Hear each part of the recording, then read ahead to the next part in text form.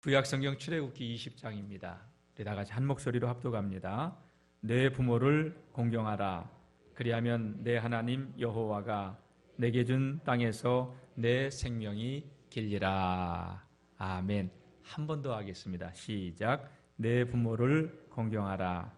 그리하면 내 하나님 여호와가 내게 준 땅에서 내 생명이 길리라. 아멘. 5월 가정의 달을 보내면서 우리 성도들의 가정에 하나님의 평강이 함께 하시기를 축복합니다. 어버이 주일인데 자녀를 낳아주시고 또 여기에 있기까지 길러주신 모든 부모님들의 그 노고에 감사드리며 치하합니다. 사실 여러분, 복음이 130여 년 전에 한국 땅에 들어왔을 때 사실은 이 기독교가 효도의 종교인데 효도의 종교라고 인정하지 않고 제사 문제에 걸리다 보니까 아주 상것들이나 믿는 그러한 종교로 오해를 했던 적이 있습니다. 사실 성경은 부모 공경을 굉장히 강조하고 있죠. 그리고 사람이 죽은 다음에 잘하면 무슨 소용이 있어요? 살아계실 때 잘해드려야지. 그렇죠? 기독교는 진짜 효도를 강조하는 종교입니다. 10계명 가운데 1부터 4계명까지는 하나님을 섬기라고, 바로 섬기라고 하는 계명이지만 5번째부터 10번째까지는 여러분 사람과의 관계, 인간 관계를 맺어가면서 지켜야 될 계명을 얘기하고 있는데 그 첫 번째가 뭐예요? 부모를 공경하라 하는 것입니다. 그러니까 우리 하나님께서는 부모 공경을 제대로 하지 않으면 살인하지 말라, 간음하지 말라, 도둑질하지 말라, 이게 의미가 없는 거예요. 사실은 부모 공경을 잃어버리는 사람은 여러분 이걸 제대로 지킬 수가 없는 것이지요.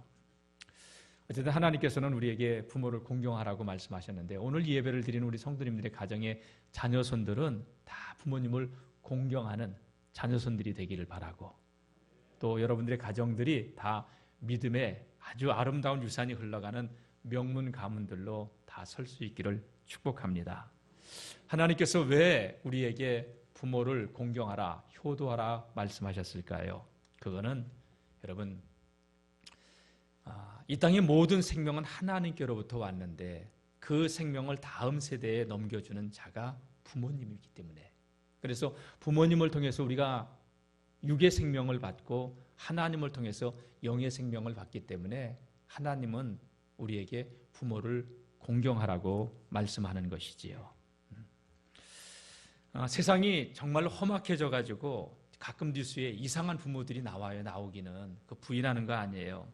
그런데 그래도 여러분, 세상의 모든 부모들은 자식이 잘 되기를 바라고 자식을 위해서 모든 것을 내어주는 아낌없는 나무와 같은 그러한 삶을 살아가죠. 지금으로부터 한 20여 년 전에 제가 아주 감동 깊게 본 영화 한 편이 있습니다. 단란한 가정의 아버지가 어느 날 소년 아들이 야구 시합을 하는데 시합 경기 중에 쓰러져요. 병원에 갔더니 당장 심장 이식 수술을 하지 않으면 이 아이는 살아날 수 없다고. 그래서 자기가 그래도 회사에 출근하고 있는 직장인이라 회사에서 이 의료보험 혜택을 받을 줄 알고 갔더니 계약직이라 그것도 안 되는 거예요. 사회보장이 그 어떤 혜택도 받을 수 없고 심장 수술은 미국에서 천문학적인 돈이 들어가는 어마어마한 돈이잖아요. 그 돈을 마련하기 위해서 집안의 가재도구를 다 팔면서 돈을 마련하지만 터무니없는 돈이었죠. 결국 아버지가 생각해낸 방법 하나는 뭐냐? 아들을 어떻게 해서든지 수술을 시켜야 되겠다고 하는 그 마음으로 총을 들고 병원을 들어갑니다. 그리고 병원의 모든 사람들이 인질로 사로잡습니다. 인질극을 벌인 것이죠. 그리고 그가 내건 조건은 단 하나예요. 아들의 이름을 심장 대기자 명단에 1순위로 올려달라는 겁니다. 그래서 빨리 수술을 할 수 있게 해달라고. 인질극이 시작되니까 경찰들은 특공대까지 보내면서 이 인질범을 죽이려고 했는데 방송을 타게 되면서 죽지는 않게 됐죠. 하지만 인질범이 된 것이고 의사를 불러서 우리 아들 수술을 빨리 시켜달라고, 대기자 명단에 올라가면서 우리 아들 수술을 빨리 시켜달라고 그러면서 의사를 불러오고 총을 겨누면서 협박을 합니다. 당신이 이래도 안 된다고. 무슨 얘기냐고. 심장이 있다고. 내가 아들에게 심장을 줄 거라고. 그러면서 아이와 같이 수술대 위에 올라가게 되죠. 아이가 그래요. 아빠, 심장 가져왔어? 가져왔지. 너에게는 하나님의 수호천사가 있나 봐. 자신의 심장을 내어주고 죽음을 받아들이는 이 아버지는 마지막 아들에게 유언과도 같은 말을 합니다. 아들아, 누군가 너를 믿어주는 사람이 있다면 끝까지 신의를 저버리지 말아라. 그리고 못된 것은 항상 멀리해야 돼. 그리고 나쁜 짓은 요만한 것도 하지 마라. 그리고 이 아빠는 항상 너와 함께 할 거야. 네 마음속에. 심장을 주니까. 그리고 의사가 보는 앞에서 총을 들더니 탄창을 빼냅니다. 그리고 숨겨놨던 총알 하나를 탄창에다 낍니다. 그러니까 이 사람이 들고 있던 총은 사실은 빈총이었습니다. 그리고 의사에게 이렇게 얘기합니다.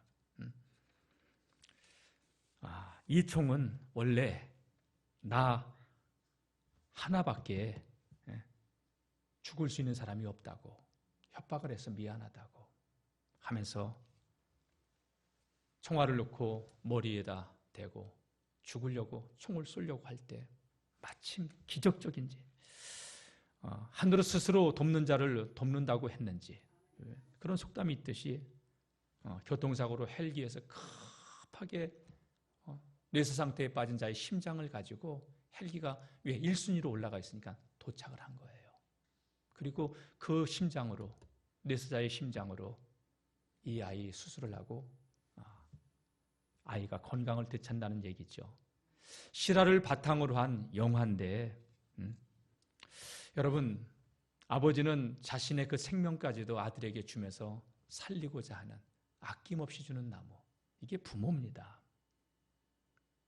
생명으로 낳아주셨을 뿐만이 아니라 그 생명까지도 지켜주려고 했던 그런 아버지의 마음이 잘 담겨져 있는, 저는 그 영화를 보면서 굉장히 감동을 많이 받았는데, 영화 제목은 나중에 궁금하면 저한테 문자로 보내세요. 알려드릴 테니까.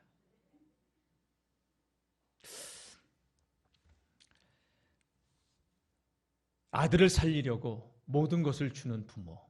여러분, 오늘 저와 여러분들이 이 자리에 있기까지 부모의 희생, 헌신이 없었다면 오늘 이 자리에 누가 여기 있을 수 있겠습니까? 낳아주시고 길러주시고 모든 것을 희생해서 오늘 저와 여러분들이 이 자리에 있게 된 줄로 믿습니다. 그래서 하나님은 부모를 공경하라고 하는 거예요. 그리고 왜 하나님께서는 우리에게 부모를 공경하라고 했느냐? 사실 여러분 가만히 생각해 보세요. 하나님 눈에 보여요? 안 보여요? 안 보여요. 부모는 눈에 보여요? 안 보여요? 보이죠? 부모를 공경하라고 했는데 내가 눈에 보이는 부모도 공경하지 않는다면 보이지 않는 하나님을 내가 공경하겠느냐? 보이지 않는 하나님을 경외하겠느냐? 여러분, 눈에 보이는 부모를 공경하는 사람이 하나님도 바로 섬길 수 있는 거예요. 사무엘상 2장 12절에 엘리 대제사장의 두 아들 홈리와 비느하스 얘기가 나와요. 요즘 계속 설교 때마다 이 두 사람의 이야기가 나오는데, 여러분, 성경은 이렇게 기록하고 있죠. 엘리의 두 아들은 행실이 나빠. 근데 옛날 성경은 불량자라. 그리고 공동번역이나 새번역, 킹제임스 한글 번역을 보게 되면 불량자가 아니라 망나니, 불량배, 벨리알의 아들, 사단의 아들이라고 제사장을 향하여 그렇게 부르고 있어요. 여러분, 이 얘기는 목사를 그렇게 부른다고 하는 거예요. 하나님이. 대제사장의 아들로 아버지가 나이 들어서 그들은 성전에서 제사장직을 세습받아 수행하고 있었지만 하나님을 알지 않는다고 이야기하고 있잖아요.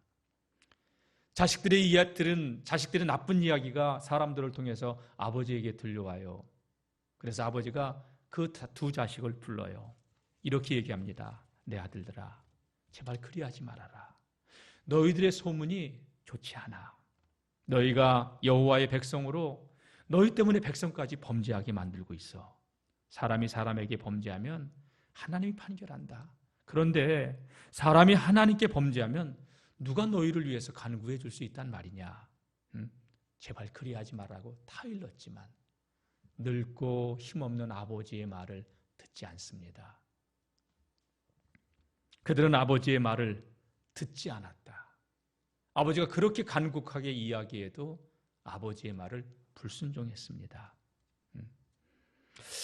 보이는 부모님의 말도 불순종하는 사람들이 하나님은 제대로 섬길 수 있겠어요? 보이는 부모의 권위에 거역하는 자식이 보이지 않는 하나님의 말씀을 듣겠어요? 여러분, 죽인다고 하나님이 경고를 해도 안 듣는 게 사람이에요. 하나님을 경외함을 잃었는데, 성전 안에서 온갖 못된 짓을 다 하고 있는데, 너무 부끄러워서 이 강례상에서 말하기가 부끄러울 그런 짓을 행하고 있는데, 그래서 하나님을 알지 못하는 불량자라고 성경은 이야기하고 있는 것이죠. 성경은요, 부모를 거역하고 불순종하는 자를 어떻게 하냐? 돌로 쳐 죽이라고 얘기합니다. 출애굽기 21장 15절 말씀 보게 되면 아비나 어미를 치는 자, 늙고 힘들면 병들면 힘이 없잖아요. 절대 치지 말라는 거예요. 대소변을 받아내도 때리지 말라는 거예요. 힘이 없다고. 반드시 죽이라. 레위기 20장 9절에도 아비나 어미를 저주하는 자, 비웃고 조롱하고 저주하고, 부모가 돼가지고 해준 게 뭐가 있다고 큰 소리냐고 그런 소리 하지 말라는 거예요. 그도 죽이라는 거예요. 여러분, 죽임은 생명을 살해하는 이 죄의 죄값은 커요. 근데 성경은 하나님은 단호하게 죽이라고. 신명기 21장 18절 이하의 말씀 보게 되면 사람에게 완악하고 패역한 아들이 있어. 어떤 사람에게 그 아비의 말이나 어미의 말을 순종하지 않고 부모가 징책하여도 듣지 않거든, 징계하고 책망해도 안 듣거든, 부모가 그를 데리고 성문으로 데리고 나가라는 거예요. 그리고 장로들에게 나아가서 사람들이 보는 앞에서 우리의 자식이 완악하고 패역하여 우리의 말을 도저히 듣지 않아요. 이 방탕하여 술에 잠긴 이 아들, 그런 나쁜 아들이라고 그렇게 이야기하라는 거예요. 그러면 그 성읍의 사람들이 그 이야기를 듣고 돌을 들어 쳐 죽이라고 얘기합니다. 완악하고 마음이 완고해서 패역해서 부모의 말을 듣지 않는 자 돌로 쳐 죽이라는 거예요. 무서운 하나님의 말씀입니다. 그래서 부모를 거역하는 자들은 이렇게 된다고 하는 본보기를 삼아야 된다고, 샘플로 삼으라고 하나님이 그렇게 말씀한 거죠. 엘리의 두 아들 그런 자들이었습니다. 그런데 이 땅에 어떤 부모가 자식이 돌에 맞아 죽는 걸 원합니까? 차라리 내가 그 수치를 당하고 말지. 그게 그래도 부모의 마음이에요. 엘리의 두 아들은요, 하나님이 죽여버리잖아요.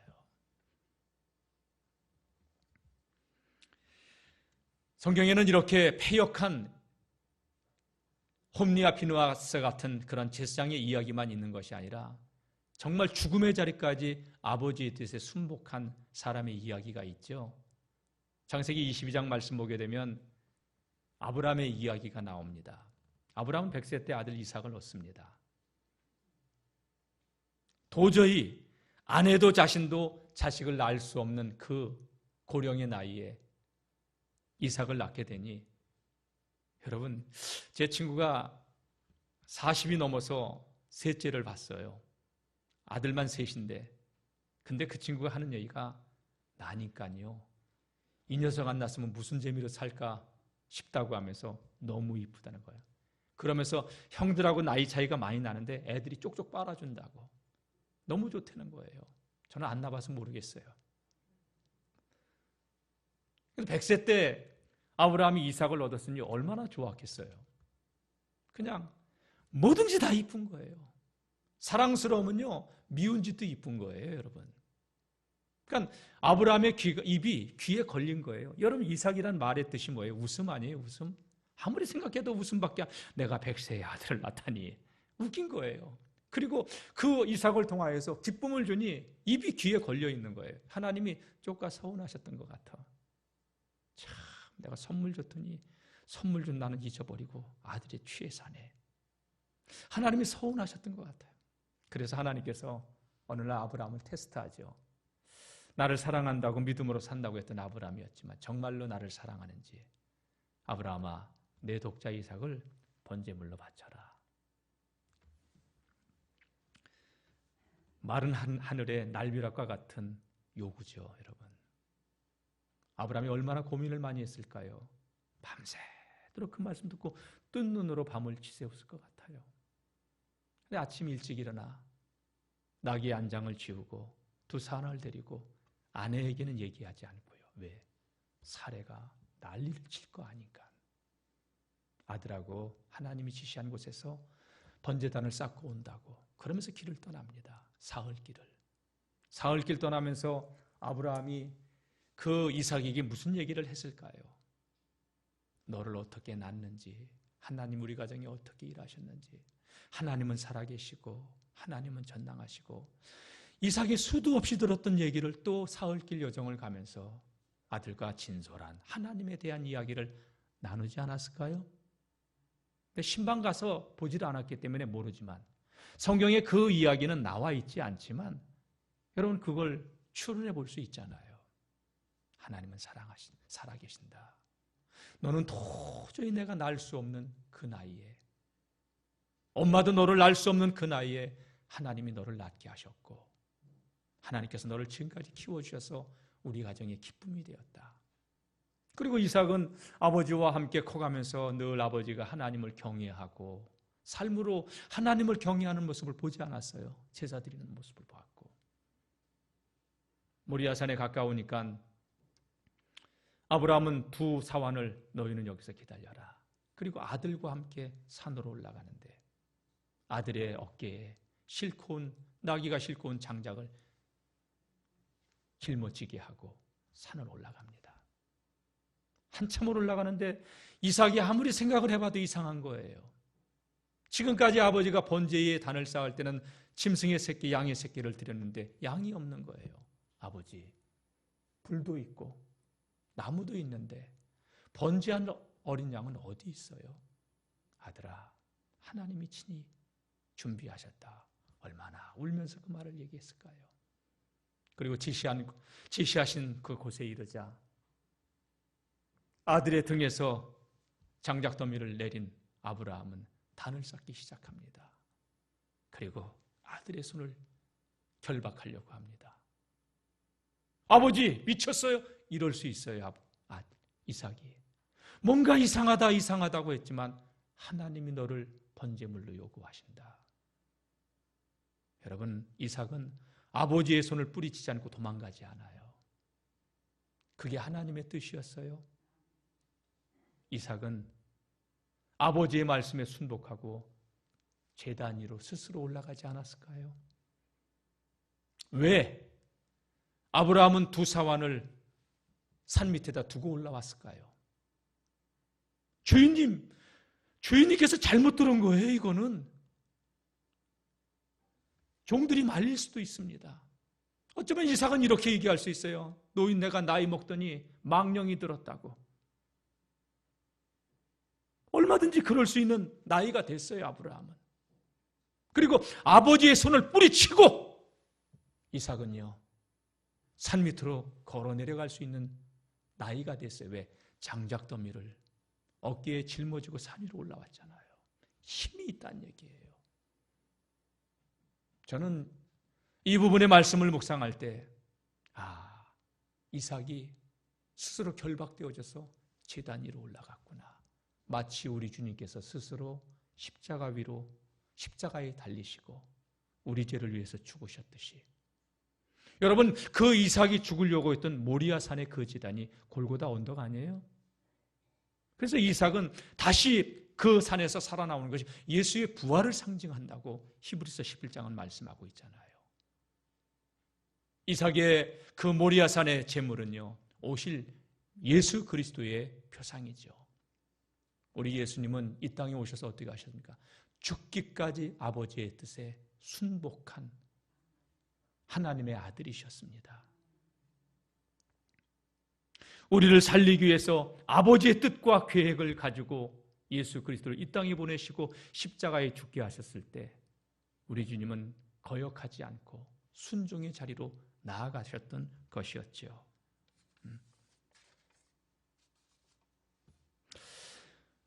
이삭의 모형은요, 오실 예수 그리스도의 모형인 것이지요. 오늘 이 예배를 드리는 우리 모두도 하나님 말씀에 순종하고 부모의 말씀에 순종하고 믿음의 길을 걸어가는 그런 하나님의 사람들이 다 되시기를 축원합니다. 부모를 거역하는 자는 결코 하나님의 말씀에도 순복하지 않습니다. 아무리 성전에서 제사를 집례하는 자라 하더라도 부모를 모르는 자는 하나님의 뜻에도 순복할 수가 없습니다. 그래서 부모 공경은요, 바로 하나님을 공경하는, 또 사람을 사랑하는 연결고리예요. 그래서 위로 하나님을 사랑하고 하나님을 공경하고 이웃을 사랑할 수 있는 그 연결고리가 바로 부모 공경이라는 사실을 우리는 알아야 되는 것이지요. 그리고 하나님께서는 부모를 공경하는 자에게는요, 놀라운 축복을 약속하셨어요. 오늘 말씀 보게 되면 내 부모를 공경하라. 그리하면 내 하나님 여호와가 내게 준 땅에서 내 생명이 길리라. 우리가 이 땅에서 생명이 길다, 이렇게 말씀하고 있지요.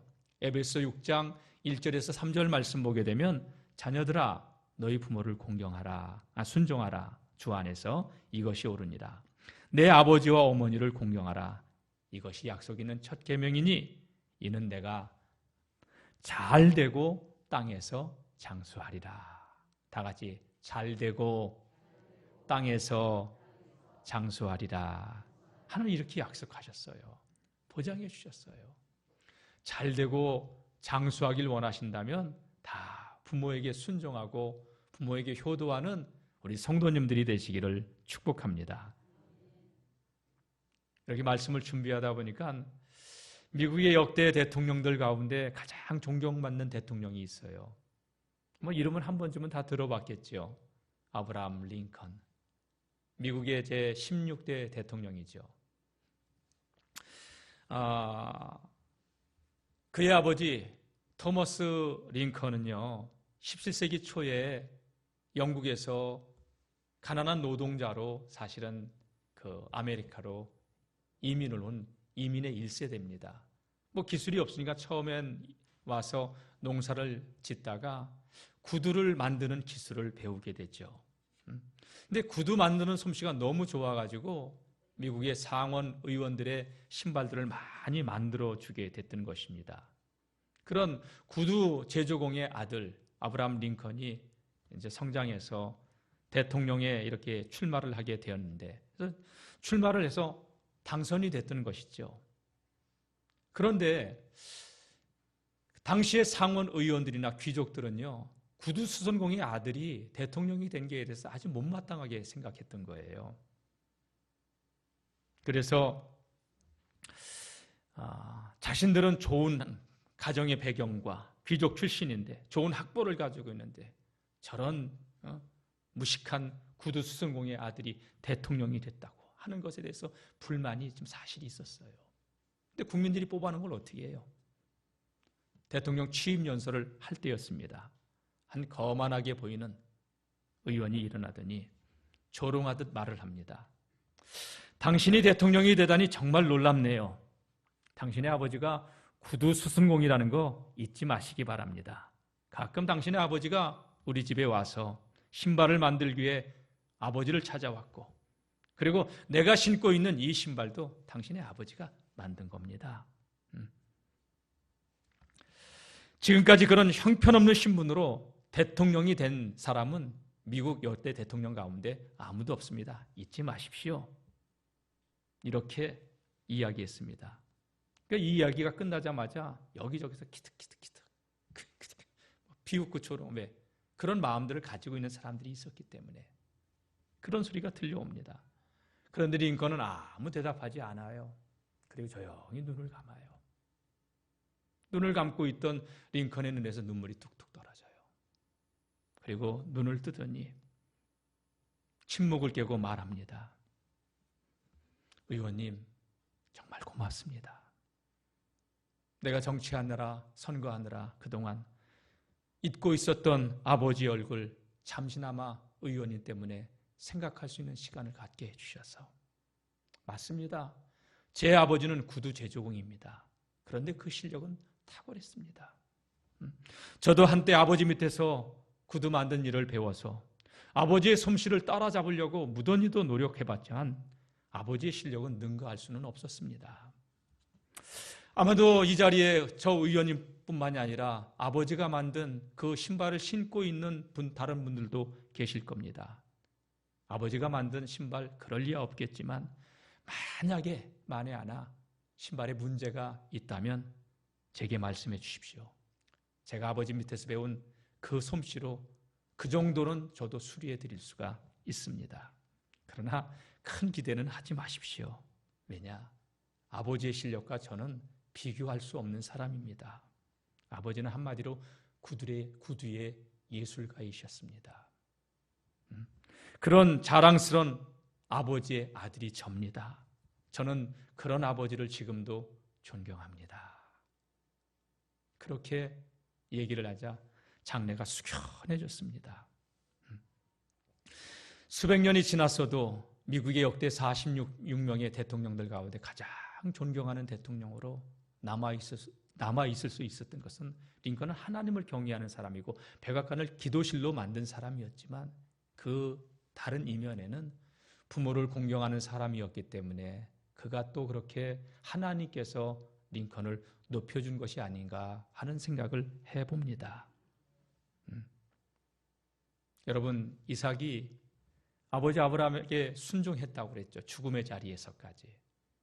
성경은 고난 없이 가장 큰 복을 누린 사람을 이삭으로 표현하고 있습니다. 창세기 26장 말씀 보게 되면은 이삭이 농사를 지을 때 그 해에 100배나 얻었고 하나를 심었는데 100개를 거둔 거예요. 그리고 하나님께서 이삭에게 복을 주시니 창대하고 왕성하여 거부가 됐고 주변에서 시기하고 질투해도 하나님이 막아주시고 보호해 주시고 앞서서 일하시고 다 같이 보호해 주시고 막아주시고 앞서서 일해 주시고 할렐루야.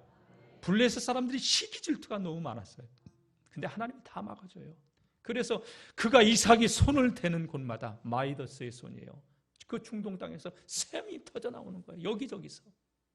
그러니까 나중에 블레셋 사람들이 야 미안하다. 너 우리가 해코지했는데 너 보니까 하나님이 계신다.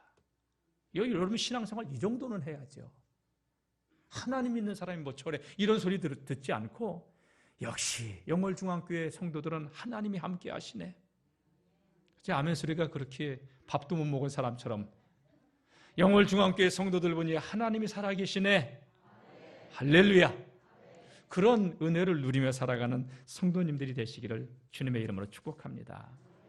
어떻게 그럼 우리가 효도할까요, 여러분? 여러분 이렇게 하세요. 지금 하세요.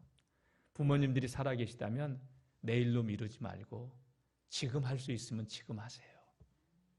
부모님 돌아가시고 나면 소용없어요. 전화 드릴 수 있으면 자주 드리고 찾아뵐 수 있으면 자주 찾아뵙고 나중은 없어요. 부모님은 그때까지 기다려주지 않아요. 우리 연세 드신 노건사님들 이런 설교 매주 했으면 좋겠죠? 네, 그래요. 우리 성도들은 다 부모님을 그렇게 공경하는 성도님들로 살아갈 줄로 믿습니다. 떠나신 후에 하려고 하면 천추의 한이 남아요. 그게 그 청개구리의 동화 이야기 그거 아니에요? 맨날 거꾸로만 하다가 반대로만 하다가 어머니 죽고 나니까 이제부터 제대로 살아야 되겠다고. 그래서 여러분 냇가에다가 어머니 유언대로 장사 지내고 나서 비만 오면 개골 그렇게 살지 말라는 거예요. 그리고 여러분 부모를 모실 때 서로 모시려고 했으면 좋겠어요. 물론 연로하셔서 힘드시만 네가 모셔라, 네가 모셔라 하는 게 아니라 내가 모실게요. 그렇게 할 수 있는 우리 성도님들이 되시길 바랍니다. 사실 우리 부모님들은 우리 부모님의 그 힘든 세월을 보내면서도 10자식을 키웠어요. 근데 10자식은 한 부모를 못 키워요. 못 섬겨요.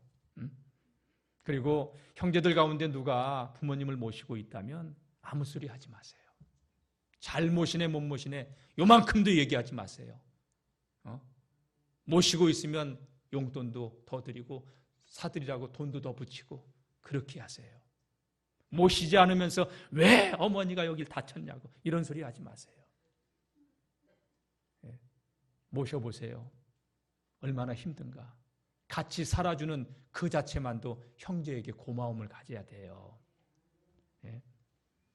그리고 여러분, 효도 중에 가장 큰 효도가 있어요. 그게 뭐냐? 부모님을 예수님 믿고 천국 가게 해드리는 거예요. 지난 장례를 치를 때 한 권사님이 우리 어머니가 예수님을 안 믿던 사람이었는데 그래도 나중에 돌아가실 때 보니까 예수님을 다 이렇게 영접하고 그리고 내가 예수 믿는 며느리 들어왔다고 그렇게 구박도 많이 했는데 내가 믿는 그 하나님을 찾고 기도해드리니까 기도도 받고 그리고 교회식으로 장례를 치러서 얼마나 감사한지 모르겠다고. 여러분, 예수님을 구주로 영접시켜서 영원한 생명을 얻을 수 있도록 꼭 부모님들 전도해드릴 수 있기를 바랍니다. 부모님은 우리에게 육의 생명을 나눠주었지만 부모님이 믿지 않으신다면 영의 생명을 안겨드릴 수 있는 그러한 자녀라면 최고의 효도라고 말씀드리고 싶습니다. 어쨌든 하나님께서 우리에게 생명을 주신 부모입니다. 생명뿐만이 아니라 오늘 우리가 이 자리에 있기까지 아낌없이 모든 것을 주셨습니다. 그래서 성경은 내 부모를 공경하라 라고 말씀하는 것이죠. 속초에 가면은 한 음식점 안에 이런 글귀가 걸려 있습니다. 지금 있나 없나 모르겠어요. 제가 오래전에 저는 이거 어버이 주일마다 이거를 읽어드릴 거예요. 이런 글입니다. 부모, 애완동물 병이 나면 가축병원 달려가도 늙은 부모 병이 나면 그러려니 태어나고 10자식을 키운 부모 하나같이 키웠지만 10자식은 한 부모 귀찮으러 여기네. 자식 위에 쓰는 돈은 아낌없이 쓰지만 부모 위에 쓰는 돈 한 푼 두 푼 따져보네. 자식들 손잡고 외식하면 잤지만은 늙은 부모 위에 외출 한번 못하도다. 제 자식이 장난치면 싱글벙글 웃어대면서 부모님이 훈계하면 듣기 싫은 표정으로 또 저 소리라고. 시끄러운 아이 소리 잘한다고 손뼉치지만 부모님이 옛날 얘기하면 듣기 싫다고 빈정거리고 제 자식의 똥오줌은 맨손으로 주무르지만 부모님의 기침갈에 불결하다고 밥도 안 먹고 과자 봉지 들고 와서 아이 손에 쥐어주지만 부모 위에 고귀한 건 사올 줄 모른다고 그런 글귀가 씌어 있는데 자식들의 마음을 너무 잘 표현한 것 같아요. 우리 영월중앙교회 성도님들은 그런 성도 한 사람도 없기를 축복합니다. 만약 혹 과거 그랬다면 이제부터는 그렇게 살지 않기를 축원합니다. 내 부모를 공경하라. 내가 잘되고 땅에서 장수하리라. 하나님 오늘 말씀에 그렇게 약속하셨습니다. 우리 성도님들 부모를 공경하는 성도님들 되시길 바라고 부모님이 떠나고 없으신 분들은 여러분들의 자녀손들이 부모를 공경하는 자녀손들이 다 돼서 믿음의 훌륭한 그러한 가문들이 될 수 있기를 주님의 이름으로 축복합니다. 찬양팀 나와서 오늘은 찬양이 아니라 어머니 마음이라고 하는 나실제 괴로움 다 있으시고 우리 이 노래를 부르고 부모님들의 은혜를 한번 생각해보고 함께 기도하는 시간 갖도록 하겠습니다.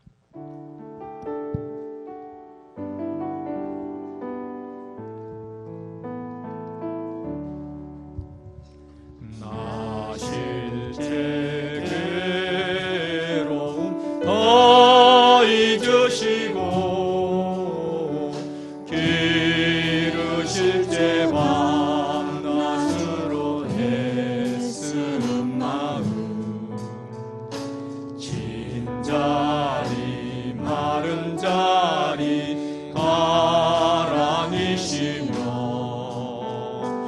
손발이 나닳도록 고생하시네. 하늘 아래 그 무엇이 넓다하리요. 어머니의 희생 가히 없어라. 2절 어려선 안고 업고 올려주시고 자라선 문기되어 기다리는 나. 알을 싸 그릇 뗄 싸 자식 생각에 고우시던 이마 위에 주름이 가득. 땅 위에 그 무엇이 높다하리요. 어머니의 정성은 우리 가슴을 두 손에 모으고 눈을 한번 감으시고 불러봅시다.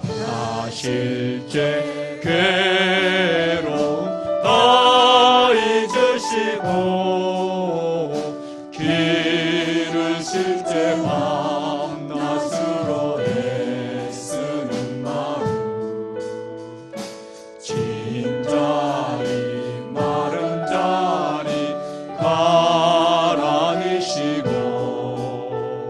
손발이 나닳도록 고생하시네. 하늘 아래 그 무엇이 높다하리요. 어머니의 희생은 가히 없어라. 어려선 안고 업고 올려주시고 자라선 문기되어 기다리는 나.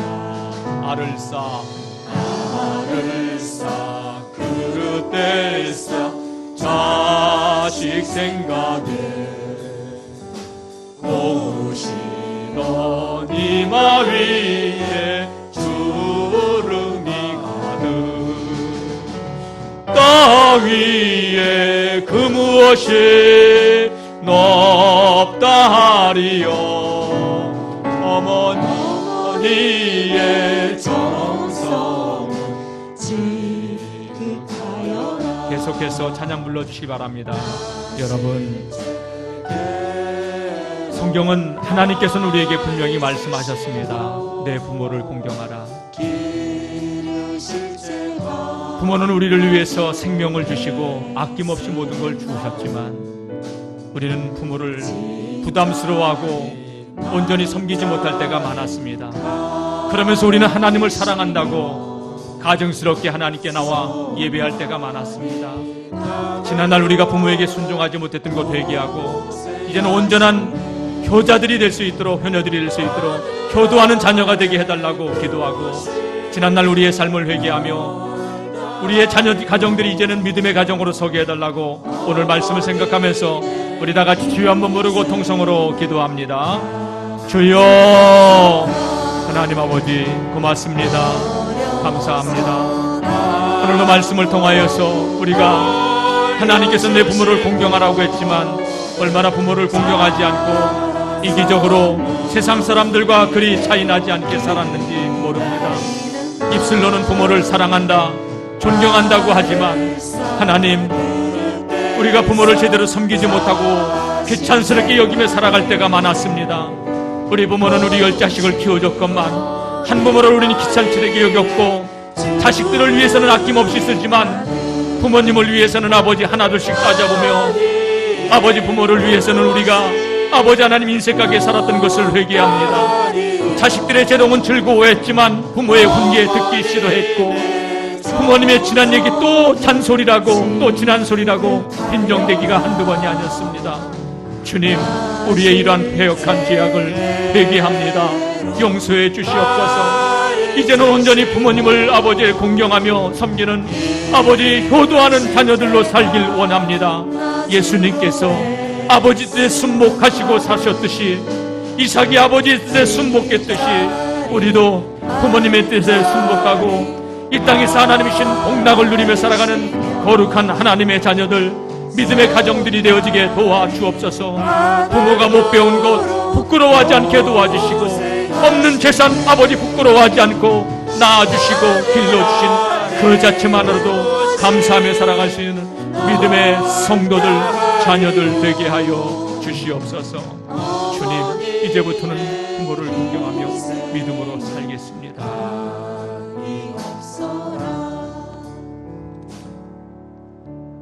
하나님 아버지, 부모를 공경해야 될 이유를 알게 해주셔서 고맙습니다. 돌아보니 우리가 입술로는 하나님을 사랑한다고 했지만 마음이 부모를 공경하지 못하고 살았을 때가 너무나도 많았습니다. 끔찍한 불효했던 죄악들을 회개해 싸우니 주님 예수님의 보혈로 씻어주시고 용서해 주옵소서. 이제부터는 부모를 공경하며 효도하는 자녀들로 살기를 다짐했습니다. 주님, 그 결단 변치 않도록 도와주시옵소서. 믿음의 명문 가문들이 되어지게 도와주시고 자손 대대로 효도하는 가문으로 설 수 있도록, 그리고 하나님께서 주신 복락을 누리는 가정들이 될 수 있도록, 가문들이 될 수 있도록 축복하여 주옵소서. 예수님 이름으로 기도드립니다. 아멘. 여러분, 들어오실 때 받으셨던 성찬빵을 봉투에서 꺼내 놓으시기 바랍니다.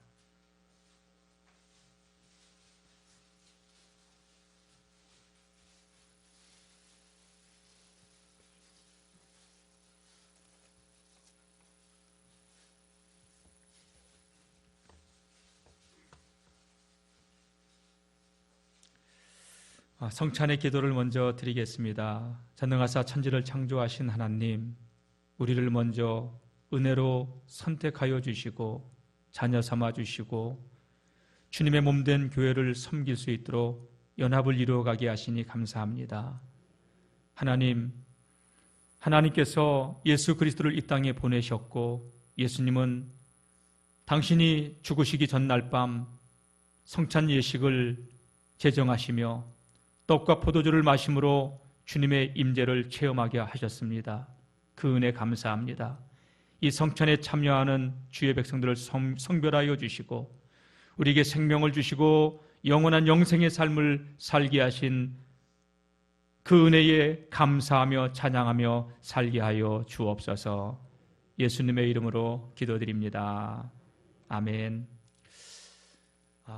우리 주님께서 자신의 몸을 내어주시던 밤에 떡을 손에 드시고 감사 기도를 드리신 후에 떼어 제자들에게 주시며 말씀하셨습니다.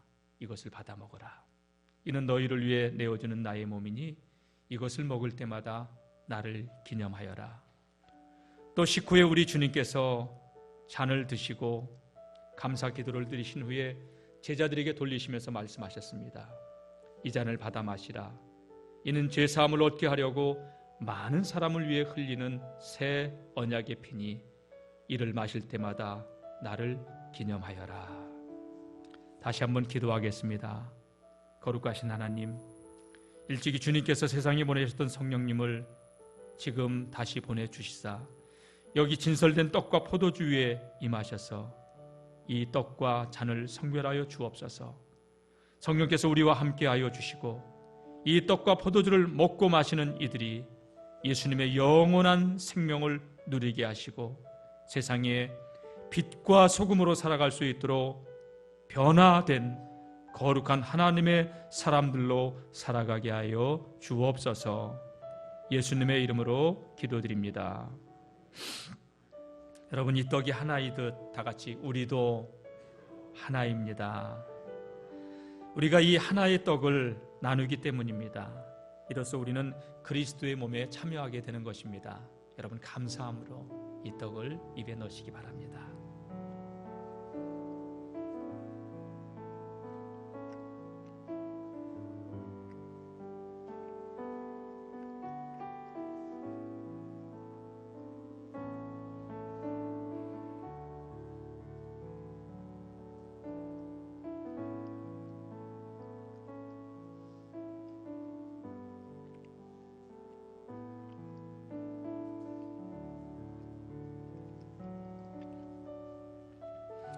잔을 손에 드시기 바랍니다. 이 잔을 나눌 때에도 우리는 그리스도의 피에 동참합니다. 입에 넣으시기 바랍니다.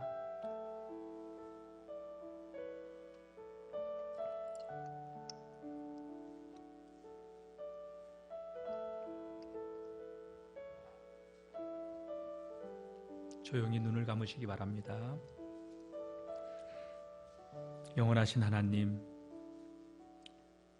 이 성례전에 참여한 우리가 주님의 구원의 신비를 깨닫고 누리게 하시고 예수님의 생명을 가지고 예수님의 능력을 가지고 살게 하여 주옵소서.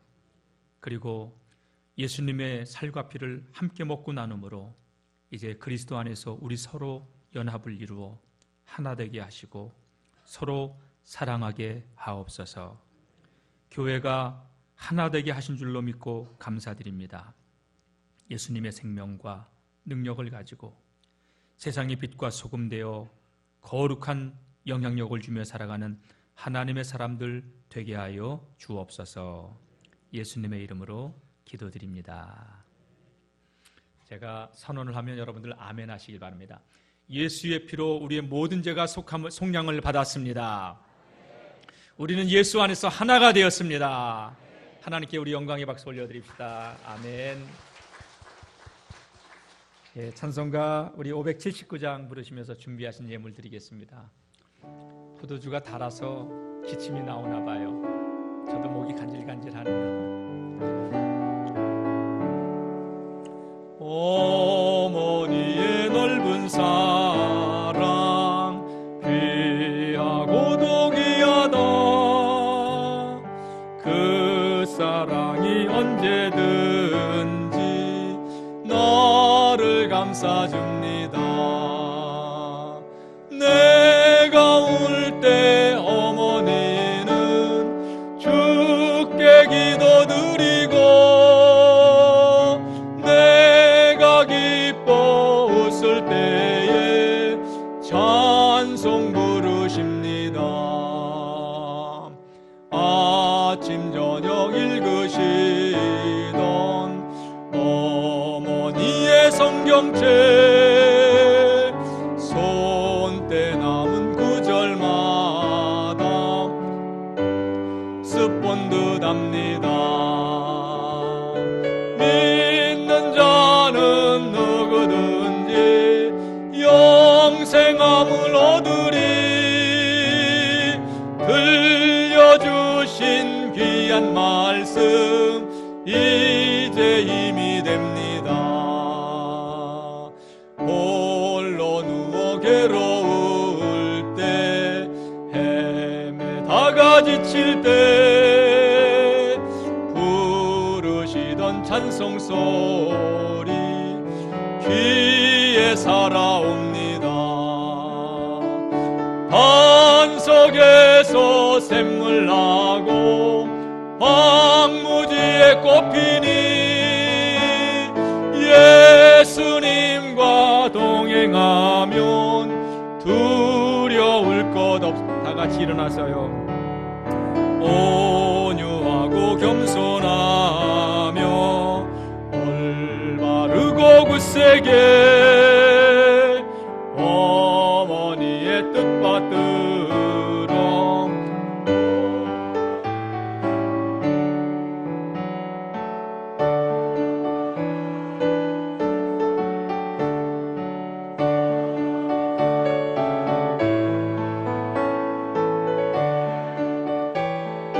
흐르는 곳 길이 함께 살리라.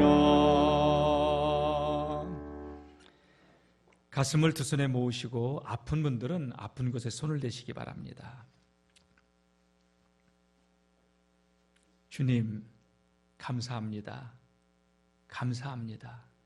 주님 사랑합니다. 주님 영광을 받으소서.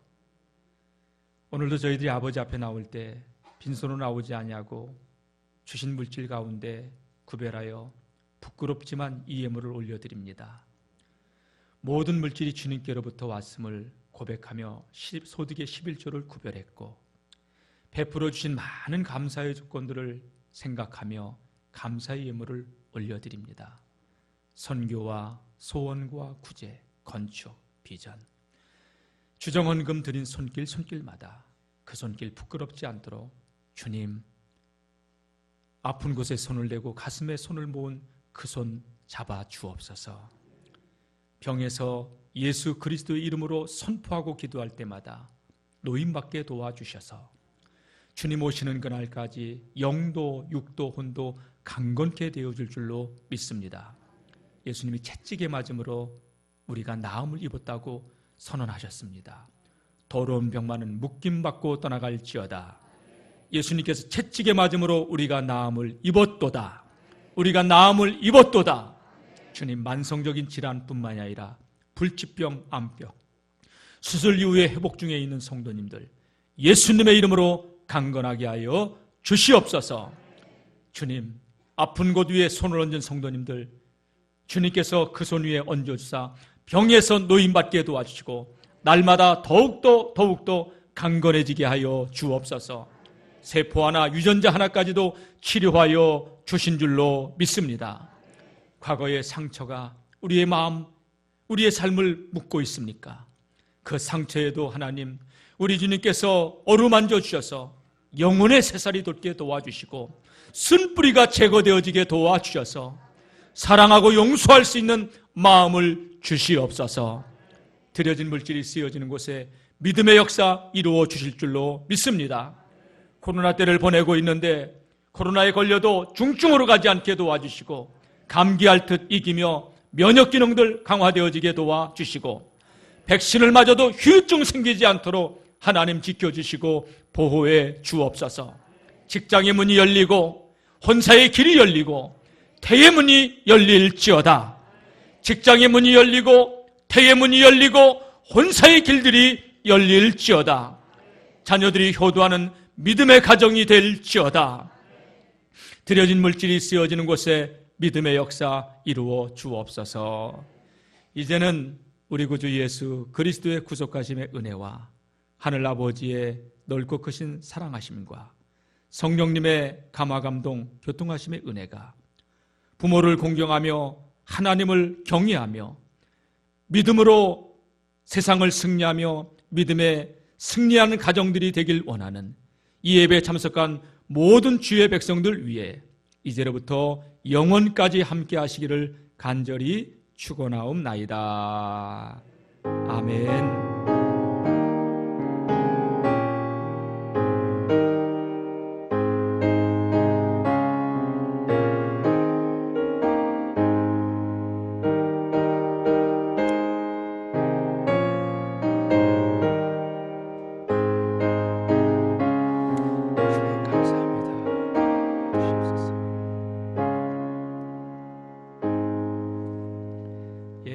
감사합니다. 자리에 앉아주시기 바랍니다. 교회 소식 말씀드리겠습니다.